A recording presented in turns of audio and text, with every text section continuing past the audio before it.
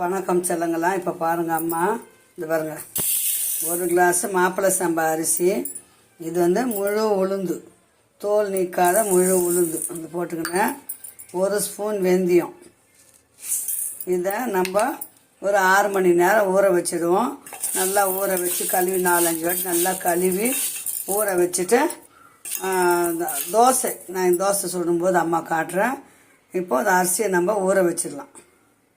இது வந்து ஒரு 6 மணி நேரம் ஊற வச்சாச்சு. கருப்பு கவுனி அரிசியும் வெந்தயம் முழு உளுந்து நல்லா 6 மணி நேரம் ஊற வச்சுட்டேன். நல்லா ஊறிச்சு. இப்போ மிக்சியில் தான் அரைக்க போகிறேன். அரைச்சிட்டு ஒரு 6 மணி நேரம் புளிக்க வச்சு தோசை ஊற்ற போகிறோம். பாருங்கள் அம்மா எப்படி செய்கிறன்றதை பாருங்கள். அதுக்கப்புறமா மாவு அரைச்சிட்டு வந்துடலாம். இப்போ பாருங்கள், அந்த பாருங்கள் நைஸாக அரைச்சாச்சு.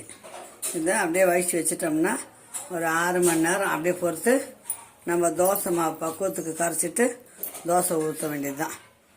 தோசை விடும்போது அம்மா போட்டு காட்டுறேன் உங்களுக்கு. வாங்க சொல்லுங்களா. இப்போ அம்மா வந்து கருப்பு கவுனி அரிசி மாவு அரைச்சி வச்சிருந்தீங்களா, நல்லா புளிச்சு போச்சு. இப்போ அம்மா தோசை ஊற்ற போகிறேன்.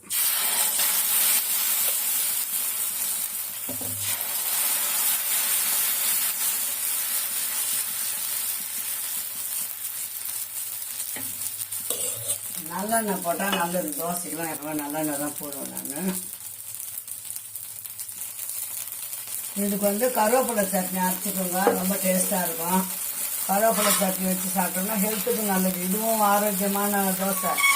கருவேப்பிலை சட்னி ஆரோக்கியமான தோசை. எடுத்துட்டு அம்மா சொல்கிறேன். சூப்பரான கருப்பு கவுனியில் அரைச்சி தோசை ரெடி ஆயிடுச்சு. நாங்கள் முட்டை கூட ஒரு தோசை ஊற்றி பார்க்கலான்னு பார்க்குறேன், டேஸ்ட்டு பார்க்கலான்ட்டு.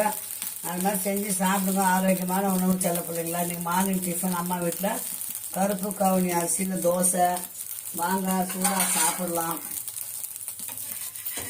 சட்னி இருக்குது நம்ம வீட்டில், அதனால நான் அரைக்கல. கார சட்னி இருக்குது. நீங்கள் கருவேப்பிலை சட்னி அரைச்சிக்கோங்க, ரொம்ப ரொம்ப டேஸ்ட்டாக இருக்கும். ஒரு தடவை அரைச்சி சாப்பிட்டு பார்த்துட்டு சொல்லுங்க எப்படி இருக்குன்னு. இந்த பாருங்க, சூடான கருப்பு கவுனி அரிசி தோசை ரெடி. அடுத்தது அம்மா வந்து ஒரு முட்டை தோசை ஊற்றி பார்க்க போகிறேன் எப்படி இருக்குன்னு. பார்க்கணும் இல்லைங்களா, அதையும் டேஸ்ட்டு பார்க்கணும் இல்லைங்களா எப்படி இருக்குன்னு.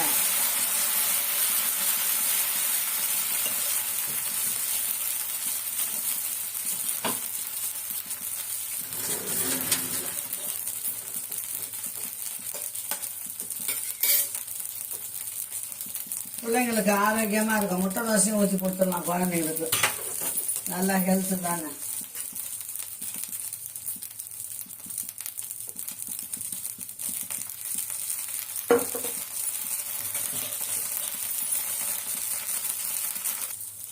இதுதான் ஃபஸ்ட்டு முறையாக அம்மா வந்து கருப்பு கவுனி அரிசியில் தோசை செஞ்சுட்டேன்.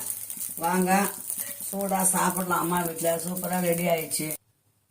இப்போ பாருங்கள் பிள்ளைங்களா, ஒரு முட்டை தோசையும் ஊற்றிக்கிறேன், ஒரு சாதா தோசையும் ஊற்றிருக்கிறேன். இதுக்கு கருவேப்பிலை சட்னி கார சட்னி நல்லாயிருக்கும். இது அப்படியே கூட சாப்பிடலாம். வாங்க சூடாகுது சாப்பிடலாம் அம்மா வீட்டில். ஓகே, பாய் சொல்லுங்களா. மீண்டும் ஒரு நல்ல வீடியோ சந்திக்கலாம். பாய்.